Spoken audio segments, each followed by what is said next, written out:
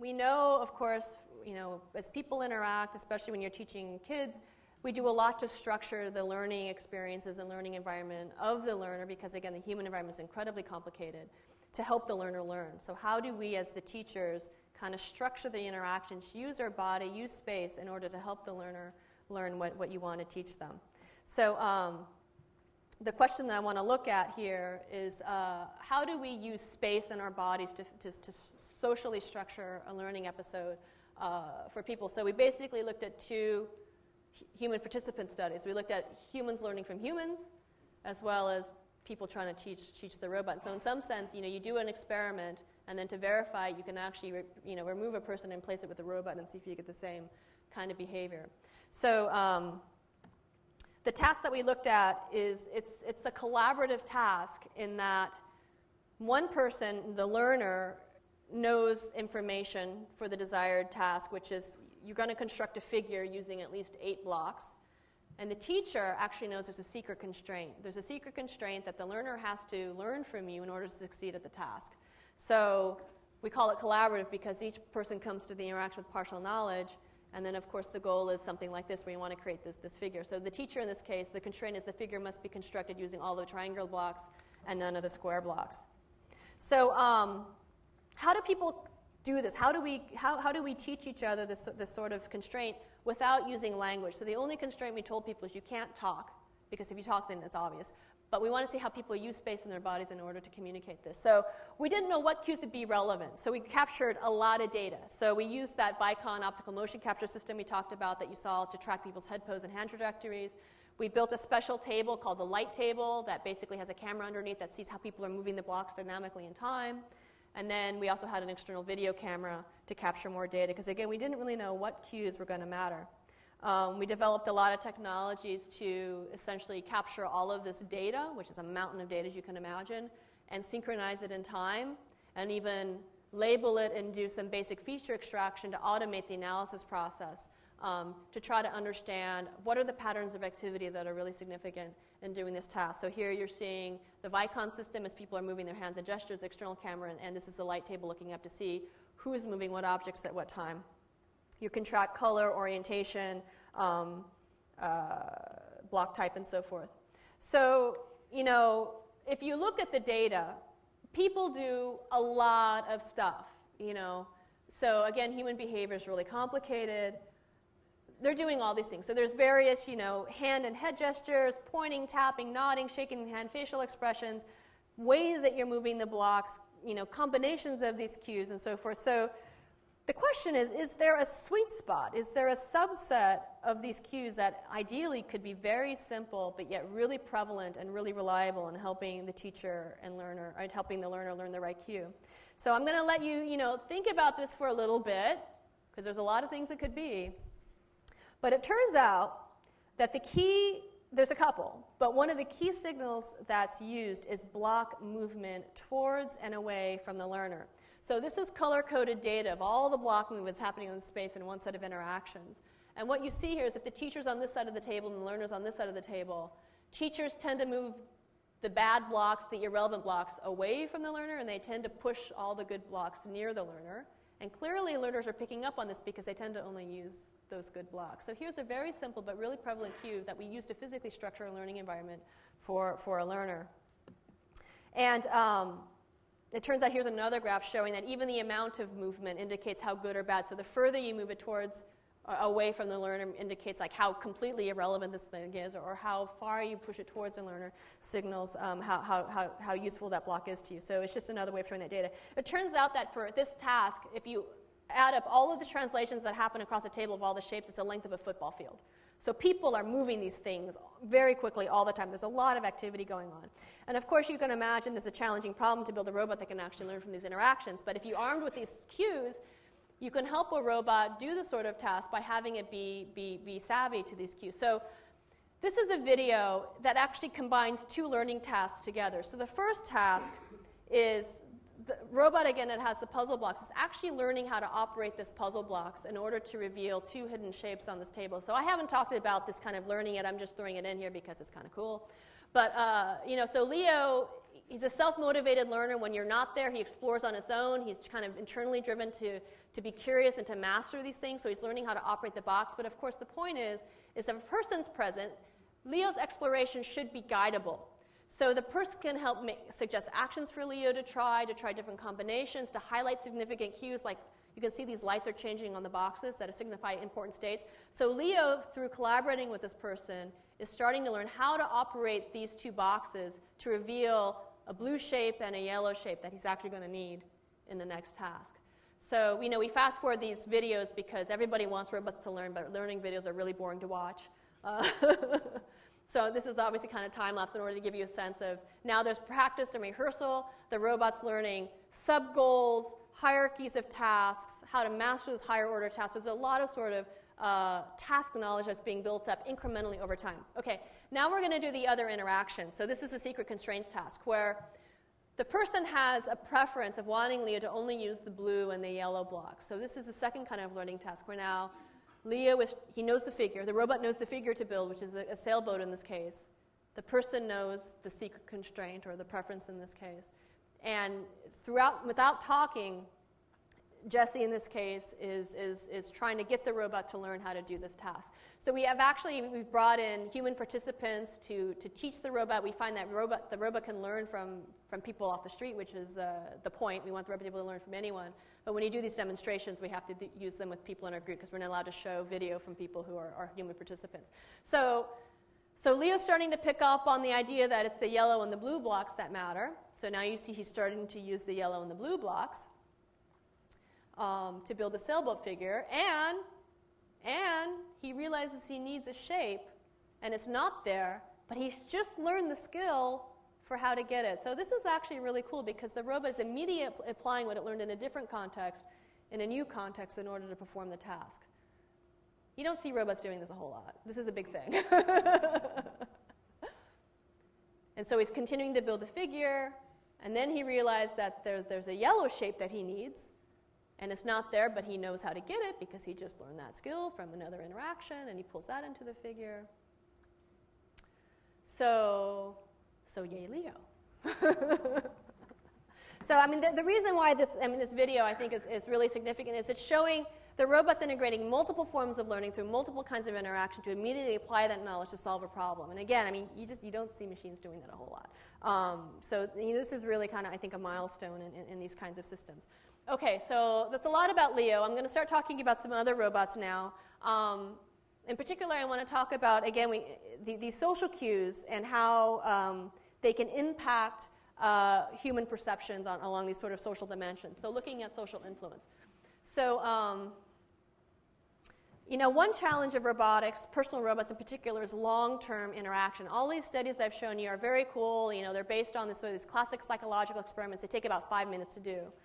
But personal robots are going to be in your house for a long time, right? And so this challenge of how do you build robots that can sustain an engaging, rewarding, interesting long-term interaction with you is a real challenge. And I'm sure many of you remember Clippy, the Microsoft paperclip. When this goes wrong, it's not a good thing, right? You don't want Clip-It to be your robot, right? So long-term interaction is a really important issue. And the question that we asked in this work I'm going to talk about is, can a robot help a person to achieve some long-term behavior change goal that has, say, positive, enduring outcomes along a health dimension? So that the domain we looked at was weight management. And weight management in the United States, it's a huge issue. 65% of Americans are either overweight or obese. We know that a lot of chronic diseases later in life are tied to being obese when you're younger. So in terms of burden of the healthcare system and your quality of life, managing your weight is really, really important. This is a long-term endeavor where it's been found that social support by your friends and your family is a very successful way of helping a person stick to a diet and exercise program. So it's not losing the weight, it's keeping it off as a challenge. Social support is valuable and important. So the question is, can you design a robot that can help you maintain a diet and exercise program by building a long-term rapport with you? So in this case, this is the Autumn robot. We actually built a number of these robots and put them in people's homes in the Boston area. They had to be really simple just because they had to actually work. So much more simple than Leonardo robot. I mean, it has just a couple cues. It can make eye contact with you. There's a camera in the forehead, so it can maintain eye contact, and it can basically do the sort of shared joint attention exercises, looking at you when it's talking to you, looking at information on the screen when it's talking to something on the screen. It uses speech synthesis to speak to you, but it's not doing speech recognition. All the sort of language interactions are based on text on the screen. And again, we do that for robustness issues. But the idea here then is robots and social robots are maybe an intriguing technology because not only can they be useful to you in helping you manage your network of technological devices like a Bluetooth scale or a pedometer to help you with just the logistics of keeping track of your weight in terms of how many calories you're burning off or even perhaps how many calories you're eating. But it could potentially also play a role in your social network. So a big theme of a lot of our work is, a lot of old work in AI was about robots are going to replace us, And this newer, I think, more enlightened viewpoint is that robots are going to empower us and support our social networks. They have to be integrated into our existing human networks. So in the case of this robot, if it's interacting with you every day, like just maybe 5 minutes, that's not something you're going to hire someone to do, just to do a little 5 minutes. So this is something that makes sense to have some sort of robot do for you. But it can help you keep track of your progress and share that, or have you choose to share that with your doctor or your trainer. So everyone has much more detailed and more accurate information on how well you're doing, so they can provide you with better advice as well. So we want these robots to be empowering not only for you to achieve your goals, but also to empower the other people helping you to achieve those goals as well. So I'm going to show a quick video then of this robot. It's called Autumn. Synthesized voice, because it's got to generate the speech on the fly. I hope you've had a good day so far. This here is the first robotic weight loss coach that we've finished. We're building a set of these. They're going to go into people's homes around the Boston area so we can do a long-term study looking at two things. One is looking at various aspects of human-robot interaction. What happens when people actually have a robot in their homes for a couple of months that they're interacting with. And also looking to see if it is useful in this particular domain of weight loss. It's also helpful for us if you'll tell me how much exercise you have gotten today. Would you do that now? The robot speaks to me while I'm interacting with it, and then at various times asks me to input information like how much I've eaten today and how much time I've spent exercising. If you tell me at least once a day how much you eat and exercise, we'll be more likely to get you to your weight loss goals. So you'll notice, a lot of the dialogue that the robot uses, it's based on patient-therapist dialogue. So there's a lot of talk about help us to help you achieve your goals. So there's a lot of team building, social rapport building dialogue, as well as these nonverbal cues. And there's actually a lot of other cues. The robot actually has a model of the state of the relationship. So there's a sort of initial phase where you're getting to know one another, where the explanations may be more detailed. As you interact with the robot longer, it understands you already know all that stuff, so the interactions become much shorter. So there's a lot of modeling of the relationship and the knowledge that the robot's using to incorporate into its dialogue. So we did a study where we built, again, a number of these robots, and we put them into people's homes in the Boston area.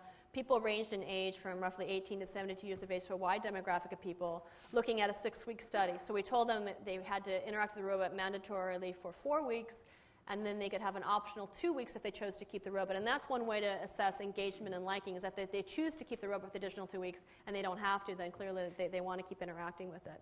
And we looked at 3 conditions. So the 3 conditions were the Autumn robot, as you saw, a computer that ran the exact same software, meaning it gave you the exact same advice as the Autumn robot, and had the same touch interface. So basically, you're just removing the social embodiment, but the dialogue, the information is identical. And then just pen and paper logs, because that's typically what you're given at a weight loss clinic. So these are the kind of control interventions that we looked at. And again, what we were trying to understand, or the question was long-term interaction and also quality of the working alliance. So is the embodiment or the social cues contributing to a positive working alliance between the human and the robot, because that would be indicative of long-term interaction and achieving your long-term weight loss goals. Okay, so I'm going to let you think about that. Do you think it matters that it's a robot? Because the computer is giving you the exact same advice, same quality advice. And, the reason why I'm presenting this work is because the robot did a lot better, right? So it turns out that if you just look at, length of time interacting with the robot, people chose to interact with the robot almost twice as long as they did the computer.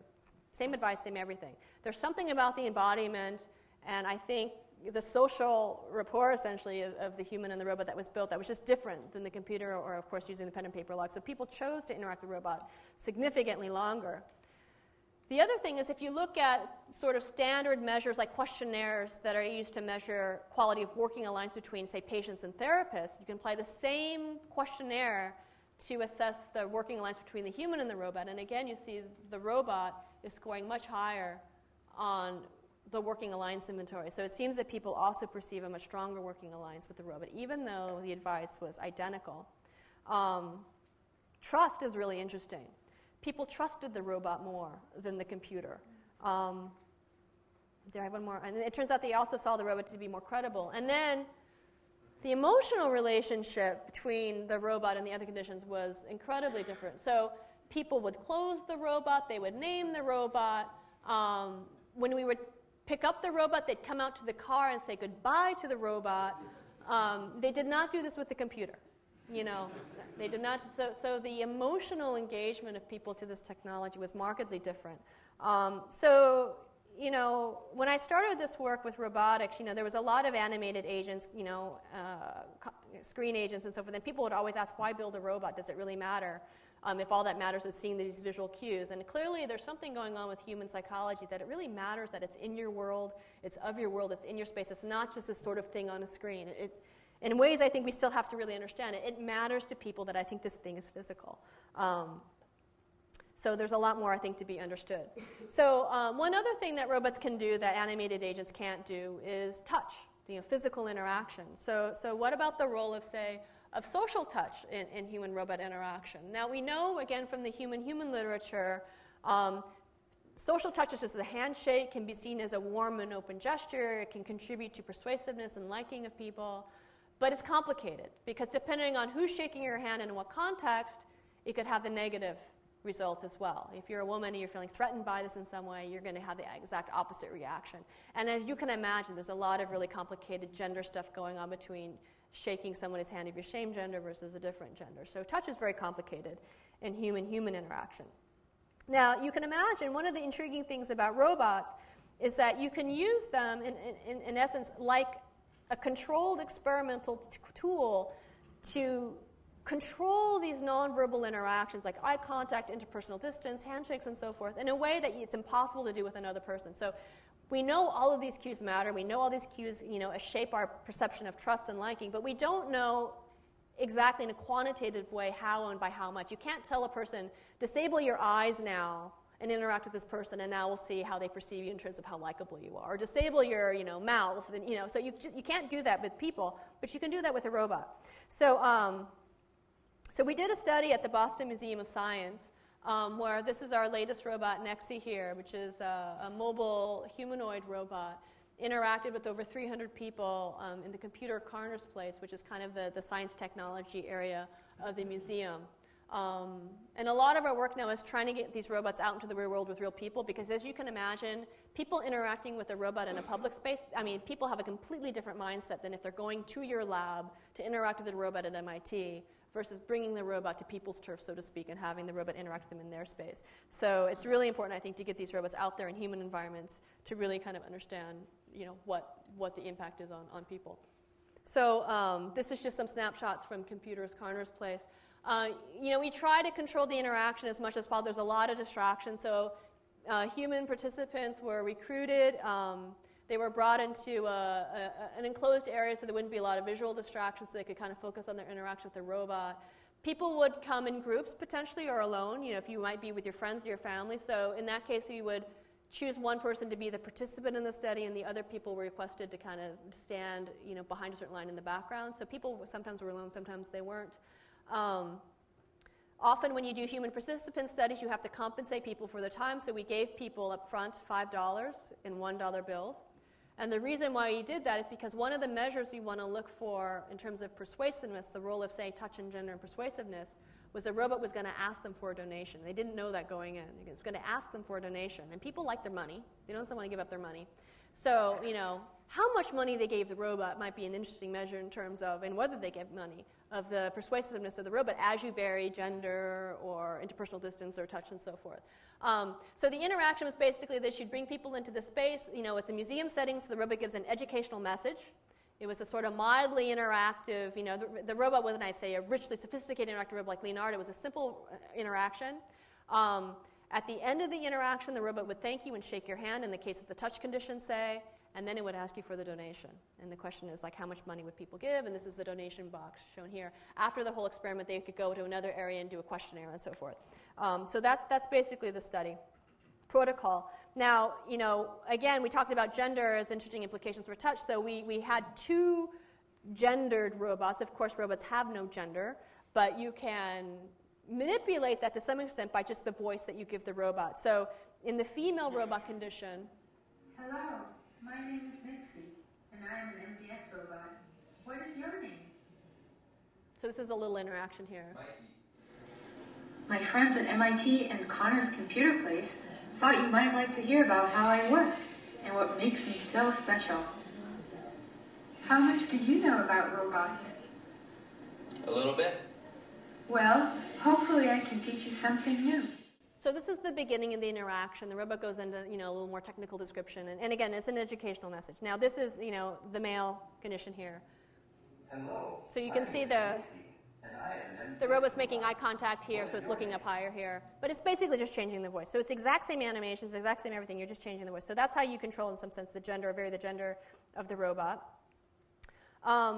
What we found were some interesting things. So it turns out that